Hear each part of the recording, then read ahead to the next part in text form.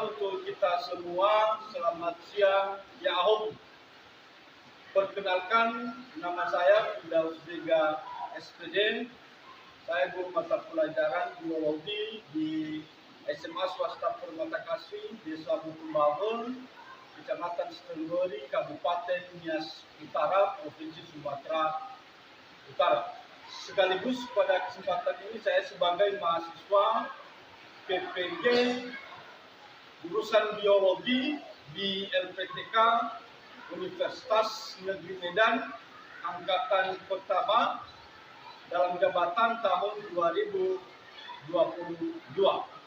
Pada kesempatan hari ini, Rabu tanggal 5 Oktober 2022, saya melaksanakan ujian kinerja praktik pembelajaran sebagai syarat untuk menyelesaikan studi mahasiswa PPG dalam jabatan kategori 1 tahun 2022.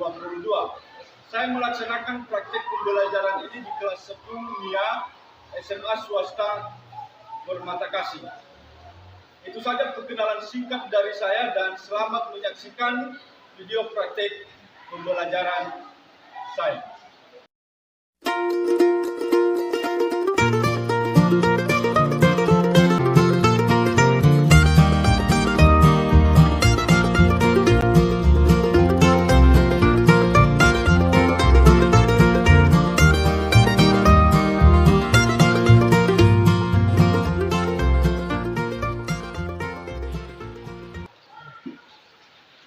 Selamat siang semua. Siang. Bagaimana kabarnya hari ini? Siang. Sudah masuk semangat, tidak ada yang di luar? Tidak. Baik, pada hari ini kita akan belajar mata pelajaran biologi. Ya, melanjutkan dari pertemuan sebelumnya atau materi sebelumnya. Sebelum itu kita menyerahkan tubuh dan jiwa raga kita ke dalam tangan Tuhan. Ini saya mintakan kepada adik kami Elvianus untuk memimpin kita di dalam doa. Silakan buka DP-nya dulu.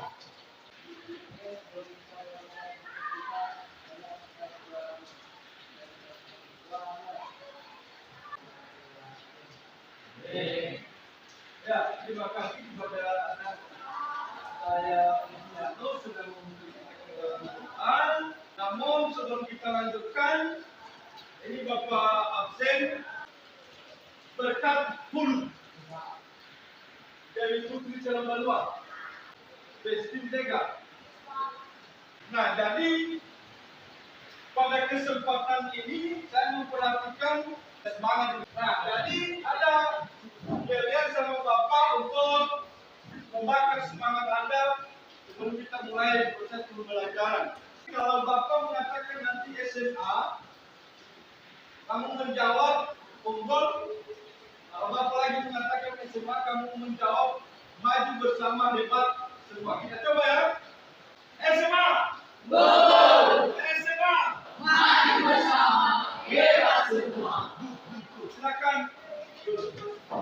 Baik, pada kesempatan hari ini kita lanjutkan materi kita. Ini masih seputar Papua mengenai keanekaragaman hayati. Ini pertemuan ketiga untuk materi keanekaragaman hayati, dan di mana materi kita pada hari ini adalah ancaman kepunahan dan upaya pelestarian keanekaragaman hayati di Indonesia. Namun sebelum itu, siapa yang masih ingat materi sebelumnya? Silakan dulu.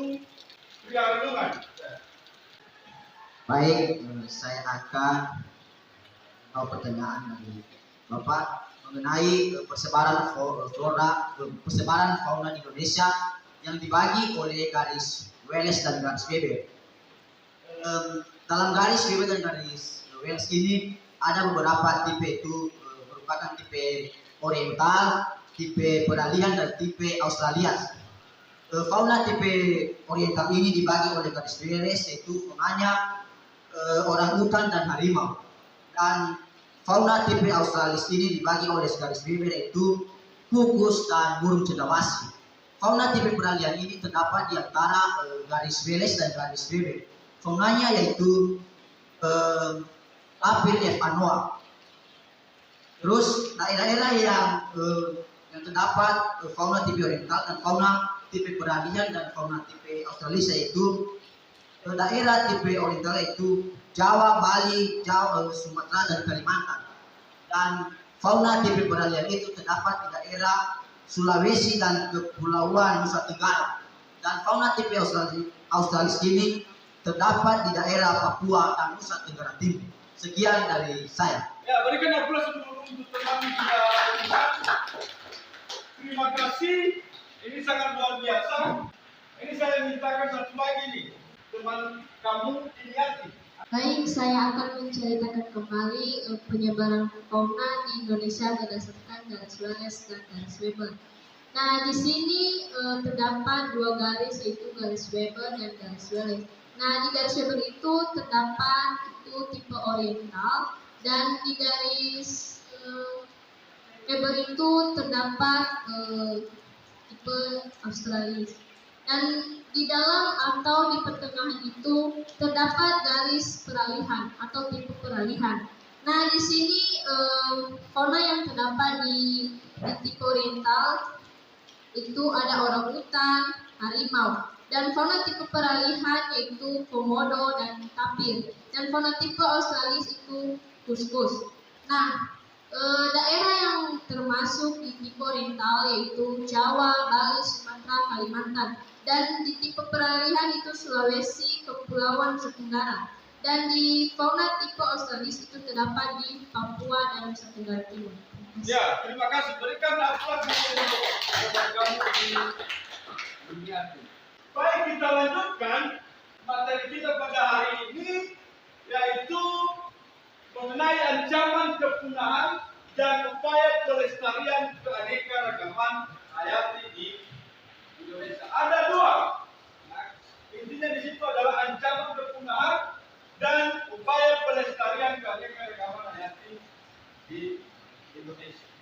Nah, ini sebuah pembahasan kita untuk pertemuan ketiga, seperti yang Bapak sampaikan tadi, ancaman dan upaya pelestarian keanekaragaman hayati di Indonesia. Kemarin kita sudah masuk mengenai keanekaragaman hayati Indonesia atau penyebaran keanekaragaman hayati Indonesia.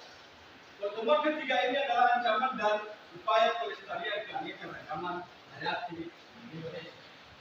Ya, baik, sebelum kita lanjutkan, Bapak ingin menampilkan video terkait dengan materi yang akan kita bahas pada hari ini.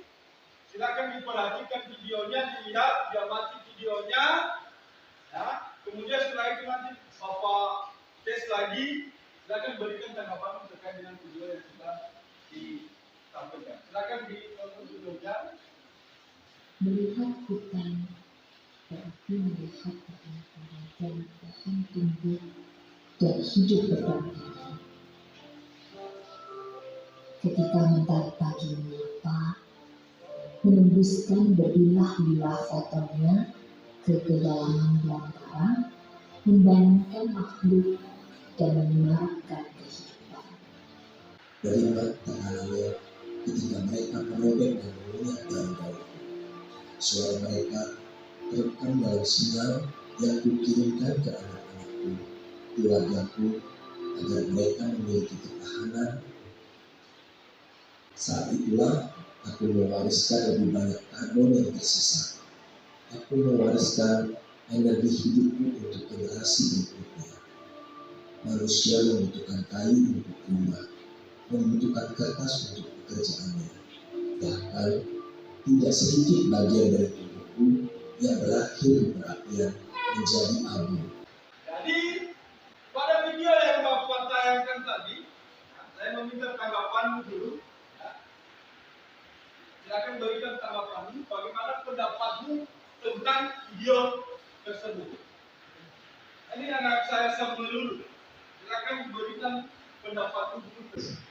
Baik, berdasarkan dengan video yang sudah diperlihatkan di atas, bercerita tentang sebuah pohon, yang dimana pohon tersebut memang sangat berguna bagi kehidupan manusia, di mana pohon tersebut juga berfungsi sebagai bahan konstruksi, pembangunan, dan bahkan dijadikan untuk bahan bakar.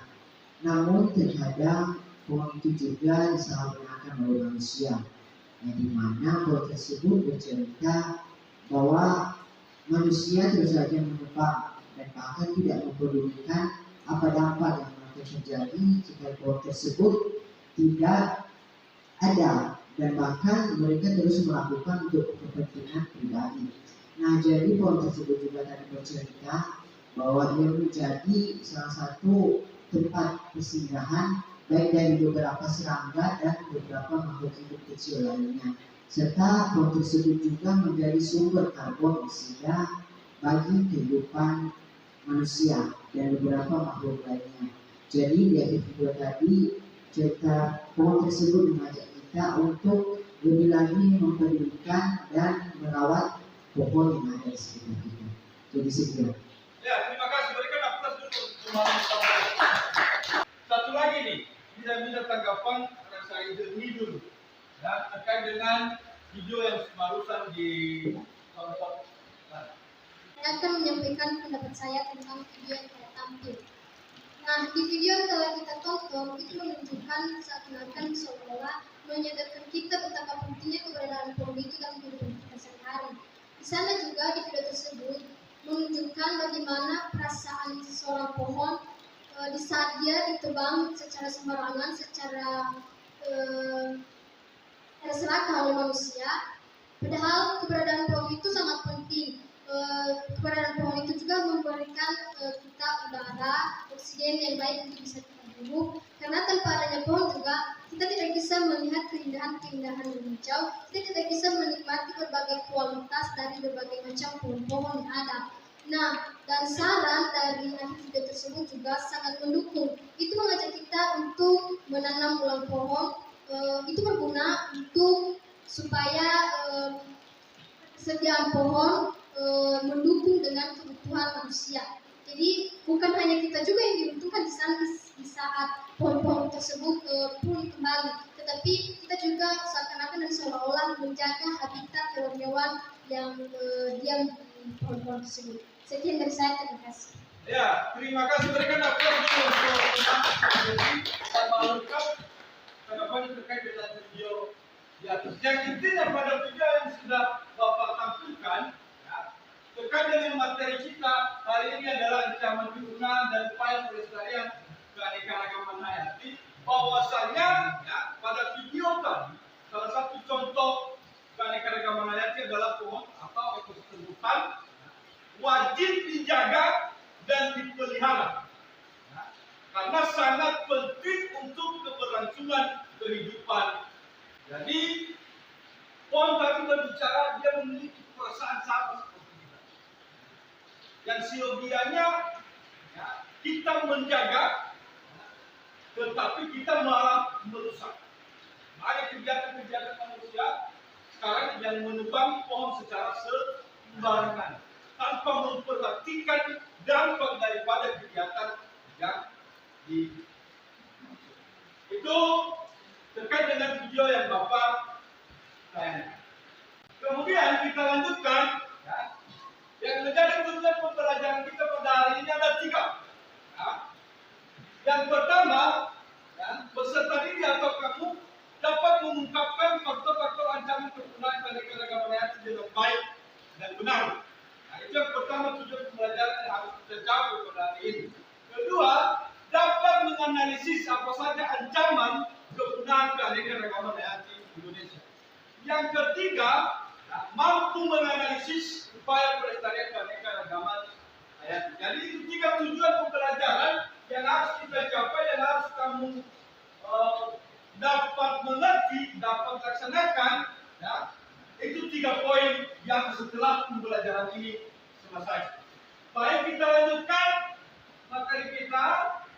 Ini mengenai ancaman dan pelestarian keanekaragaman hayati di Indonesia. Ini ancaman keanekaragaman hayati di Indonesia ya, yang dapat ya, ada beberapa faktor yang dapat mengancam keanekaragaman hayati di Indonesia. Ada 5. Yang pertama adalah perubahan habitat. Yang kedua adalah perubahan iklim. Yang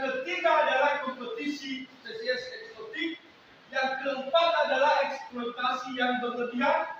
Yang kelima adalah pencemaran. Jadi kita akan bahas satu persatu secara singkat. Di depan ini silakan didengarkan. Perubahan habitat itu faktor yang pertama yang dapat mengancam kepunahan keanekaragaman hayati, yaitu diakibatkan oleh dua faktor, alam dan manusia. Nah, itu yang dapat mengancam kepunahan keanekaragaman hayati. Apa contohnya? Faktor alamnya seperti letusan gunung berapi. Ini saya tampilkan. Di situ ada gambar mengenai gunung Merapi yang meletus. Ini pernah terjadi di tahun 2010 pada tanggal 26 Oktober. Ya. Itu akibatnya daripada gunung meletus itu ada ratusan orang yang meninggal dunia, dan begitu juga ya keanekaragaman hayati faunanya di sekitar itu mengalami kepunahan. Itu faktor yang pertama, yaitu letusan gunung Merapi. Apalagi contoh yang kedua, ya, faktor alamnya, nah, seperti gempa dan tsunami yang sudah kita alami pada tahun ya 2005. Banyak juga efek dampaknya, banyak yang meninggal pada saat itu mengalami kepunahan, termasuk ya fauna ya, itu mengalami kepunahan karena perubahan habitat. Kemudian pelestarian ex situ adalah pelestarian yang dilakukan dengan pemindahan ke habitat yang lain atau habitat yang baru. Ini biasanya yang kita temui contohnya di Nias, itu adalah salah satunya Museum Pusaka Nias. Nah, itu ada beberapa fauna dan flora yang dibawa dari luar dan ditempatkan dalam satu tempat, yaitu Museum Pusaka Nias. Itu salah satu contoh daripada pelestarian secara eksis. Nah, jadi ada dua upaya pelestarian keanekaragaman hayati. Yang pertama in situ dan kedua adalah paham sampai di situ? Jadi itulah secara singkat penjelasan Bapak tentang materi ancaman, kepunahan dan upaya pelestarian keanekaragaman hayati di Indonesia. Jadi sebelum kita lanjutkan ya, untuk diskusi kelompok, ya, silakan dulu kalau ada yang kamu tanyakan diberikan kesempatan. Dipersilakan. Ya, Esther, silakan. Baik, saya akan bertanya mengenai penjelasan yang telah Bapak sampaikan tadi. Kan tadi Bapak menyampaikan bahwasanya ada dua cara dalam menjaga kelestarian, yaitu dengan pelestarian secara in situ dan ex situ. Nah, kan Bapak tadi menyampaikan bahwa pelestarian secara ex situ itu dilakukan dari yang diambil dari habitat asli kemudian dipindahkan ke tempat lain. Contohnya itu kata museum. Nah, jadi pertanyaan saya, apa tujuan dari pelestarian secara ex situ ini? Terima kasih. Ya, baik. Apa tujuan daripada pelestarian secara ex situ? Yang jelasnya dulu tujuannya adalah melestarikan keanekaragaman hayati tersebut supaya tidak mengalami kepunahan. Contohnya saya ambil, ya, kita di Nias, salah satu fauna yang endemik, ya, yang langka di Nias adalah burung beo Nias. Saat ini burung beo Nias mulai tidak ada. Kenapa tidak ada? Karena diperjual belikan. Bagaimana cara melestarikannya? Yaitu secara pelestarian ex situ. Maka ketika ditemukan ya, burung beo Nias itu, maka harus dilestarikan dengan membawa ke tempat contohnya seperti Museum Pusaka Nias. Itu sudah ada di Museum Pusaka Nias beberapa burung beo Nias hasil daripada pelestarian yang sudah dilakukan. Jadi tujuannya adalah untuk melestarikan daripada burung beo tersebut. Makanya dia dipindahkan supaya tidak disalahgunakan atau diperjualbelikan oleh manusia. Jadi itu saja, Esther, bagaimana? Nah, jadi ya, bagus, ada pertanyaan. Saya harapkan yang lain juga bisa bertanya pada pertemuan selanjutnya. Jadi itulah terkait dengan materi kita pada hari ini Bapak jelaskan. Nah, jadi saya rasa tidak ada lagi. Apa ada lagi pertanyaan? Ya, karena tidak ada, kita lanjutkan diskusi kelompok. Nah, sesuai dengan yang sudah Bapak bentuk sebelumnya, silakan ambil tempatmu sesuai dengan kelompokmu masing-masing. Sudah.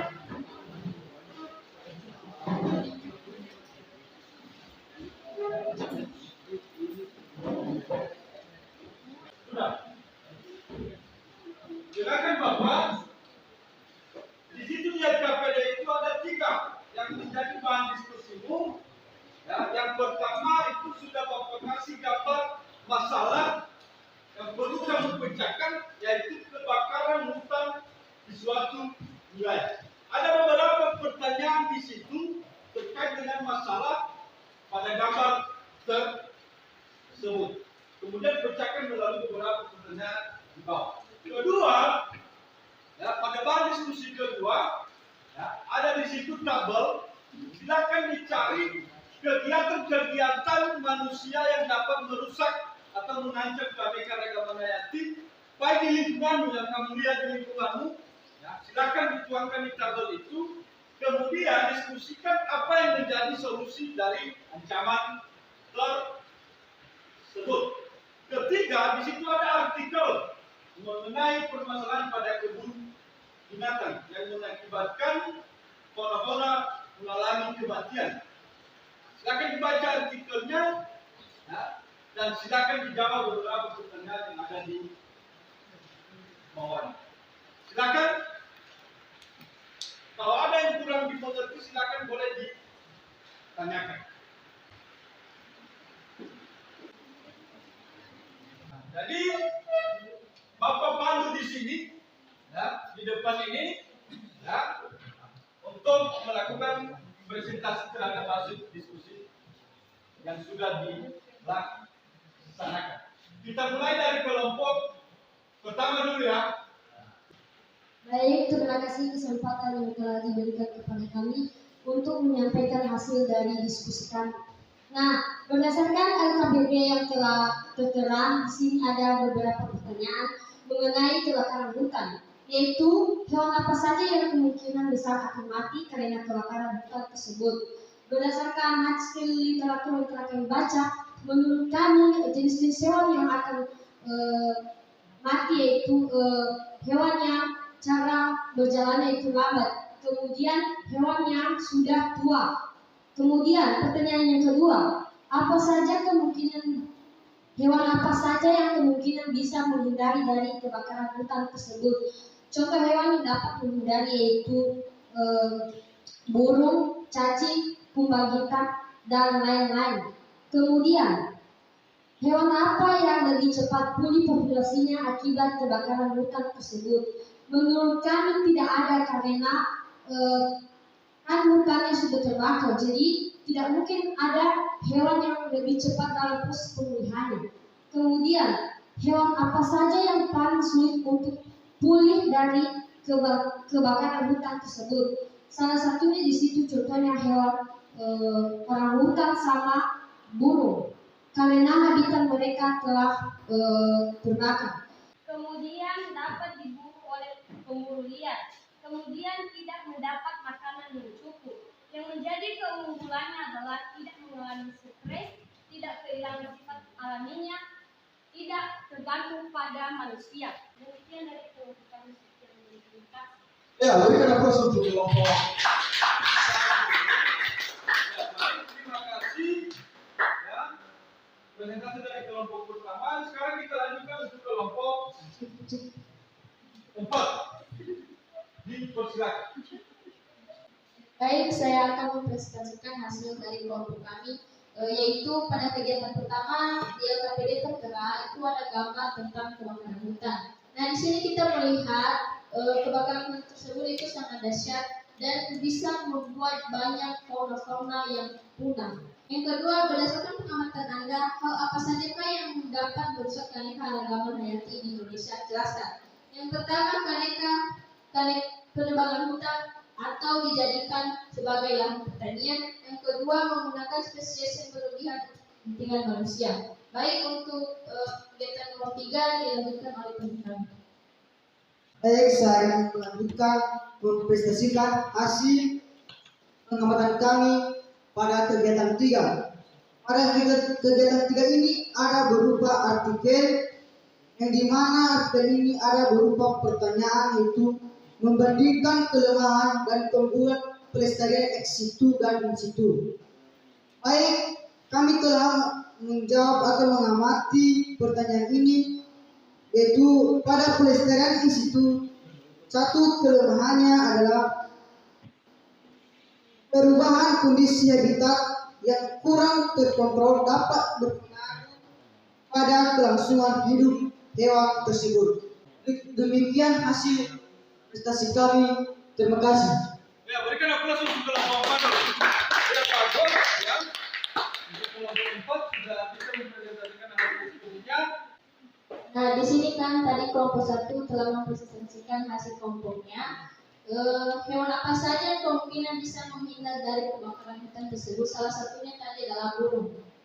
Nah, yang menjadi pertanyaan dari saya adalah, jelaskan mengapa burung itu kemungkinan besar bisa menghindar dari kebakaran tersebut. Oke, bagaimana kelompok 1 sudah bisa menangkap pertanyaannya? Ya, sekarang siapa yang bertanya untuk kelompok 4? Dipersilakan. Nah, yang jadi pertanyaan saya di sini kan tadi kelompok 4 mempresentasikan bahwa semut sama kelinci itu merupakan contoh hewan yang lebih cepat pemulihannya. Nah, jadi pertanyaan saya, mengapa semut dan kelinci termasuk ke dalam proses pemulihan yang cepat? Ya. Sekian.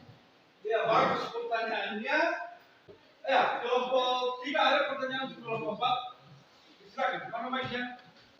Ya, yang menjadi pertanyaan kami di sini kan upaya pelestarian itu ada 2, in situ dan ex situ.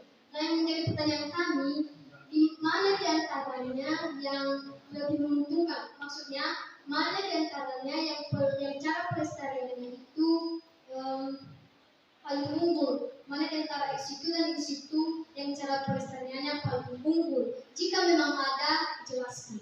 Ya, bagus pertanyaannya. Ada 2 upaya pelestarian secara in situ dan ex situ. Dari kedua itu, mana yang lebih menguntungkan menurut kelompok 4 dan berikan penjelasan. Nah ini, kita berikan kesempatan untuk kelompok 4 menjawab beberapa pertanyaan yang sudah disampaikan untuk kelompok mereka. Baik, saya akan menjawab pertanyaan kelompok 1. Menjadi pertanyaan tadi, yaitu mengapa semut dan kelinci cepat pemulihannya dari kebakaran tersebut? Karena kelinci dan semut itu pertumbuhannya atau pemulihannya sangat cepat, makanya kami bisa mengatakan hal demikian. Iya, sekarang pertanyaannya tadi, apa yang menyebabkan cepat pulihnya itu? Nah, jadi sangkaan saya kan tadi berkata bahwa semut sama kelinci itu pertumbuhannya sangat cepat. Nah, jadi saya kan bagaimana bisa ada pertumbuhan sementara habitat aslinya tidak ada? Jadi apakah kelinci sama semut itu dapat mengalami pemulihan secara cepat atau tidak? Tolong dijelaskan. Ya, kita berikan kesempatan kepada kelompok 4 untuk mendiskusikan pertanyaan dari kelompok pertama. Sekarang kita lanjutkan kelompok pertama untuk menjawab beberapa pertanyaan. Baik, kami akan menjawab pertanyaan dari kelompok 4 yang mana pertanyaan itu, mengapa burung bisa menghindari dari kebakaran? Alasannya karena burung bisa terbang dengan cepat sehingga dapat menghindari api. Sekian.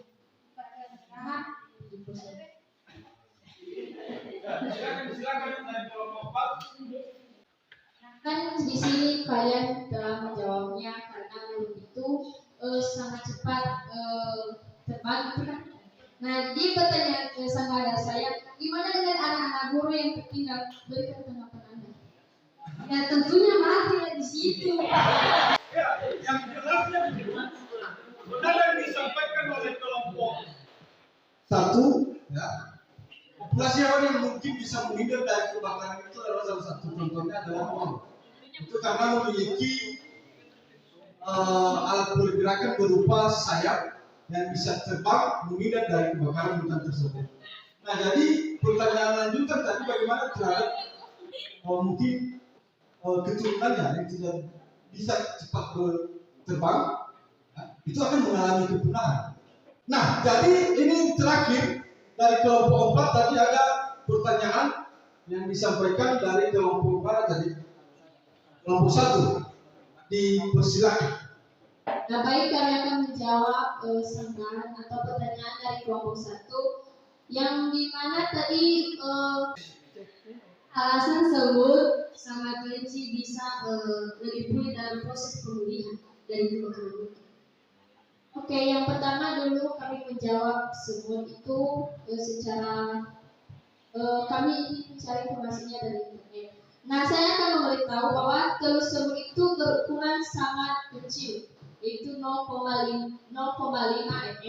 Nah, jadi secara umum telur semut akan menetes dalam mencapai tahapan larva dalam waktu 7 sampai 14 hari. Nah, di sini kita bisa menyimpulkan bahwa telur-telur itu kan nggak mungkin terbentuk kan karena dia berukuran sangat kecil. Nah, itu bisa menjadi salah satu alasan pemulihan habitat dari semut tersebut. Bagaimana kelompok pertama?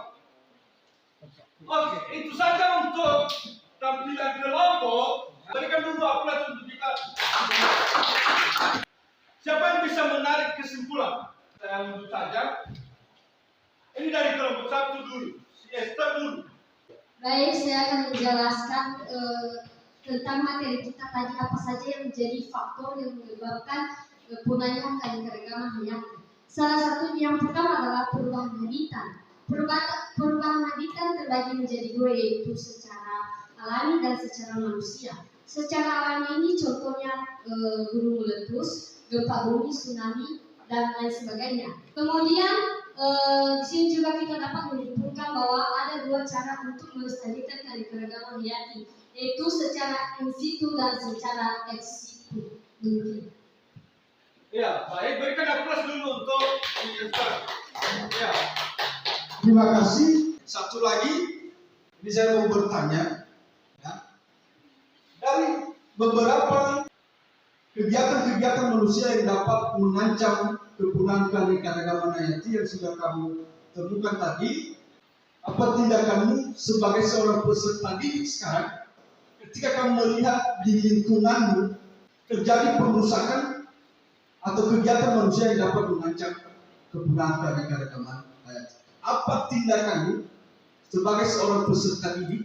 Silakan. Tindakan apa yang kamu lakukan sebagai seorang peserta didik? Nah, menurut saya tindakan peserta didik adalah melakukan penyuluhan kepada orang-orang yang menebang pohon tersebut atau memberikan pemahaman kepada mereka bagaimana tumbuhan atau pohon-pohon itu sangat bermanfaat bagi kehidupan. Boleh melakukan penebangan, tetapi melakukan reboisasi ulang atau penanaman ulang, dan tidak melakukan penebangan secara besar-besaran. Demikian.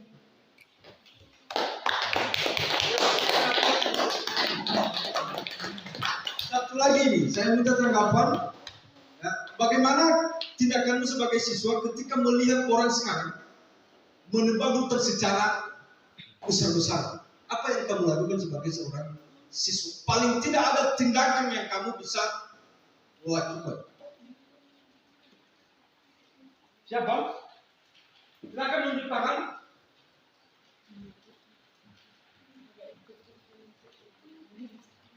Apa tindakan yang kamu? Ya, Simon. Silakan. Bisa. Jadi pertanyaannya, apa tindakan kita sebagai seorang siswa kan? Ya. Jika terjadi penebangan secara besar-besaran Ya. dalam sebuah hutan. Jadi sekarang kan setiap orang punya HP. Jadi HP itu bisa dimanfaatkan untuk melakukan suatu dokumentasi pemotretan ataupun dengan menyebarkan apa yang mereka lakukan ataupun apa yang mereka perbuat tersebut di berbagai media sosial, supaya nantinya juga pihak berwajib ataupun berwenang tersebut dapat mengambil suatu ketegasan supaya memberikan peringatan setidaknya kepada mereka. Jadi sekian. Ya, berikan aplaus untuk. Nah, jadi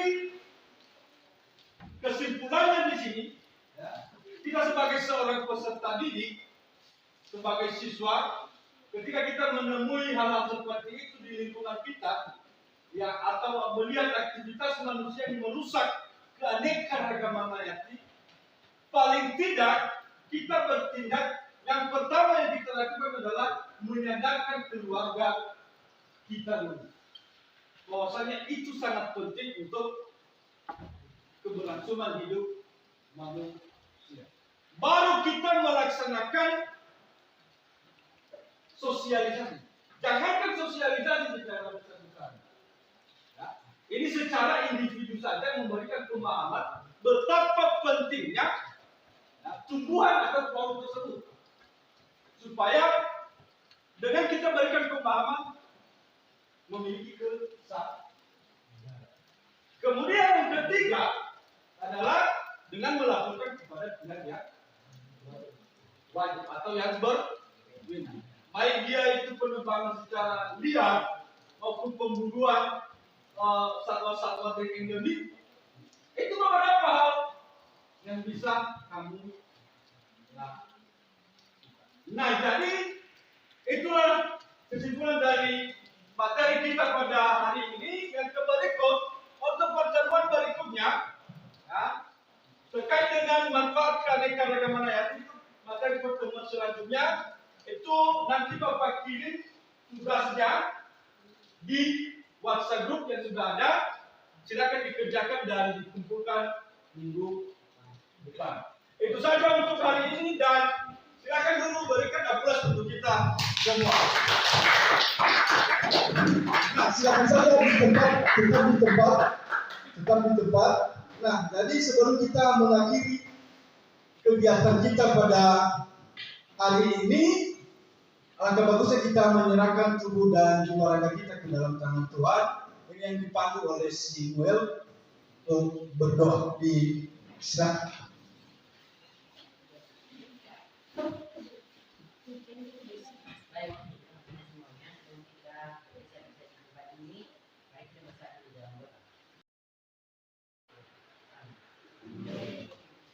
Ya, terima kasih untuk Samuel. Itu saja untuk pembelajaran kita pada hari ini.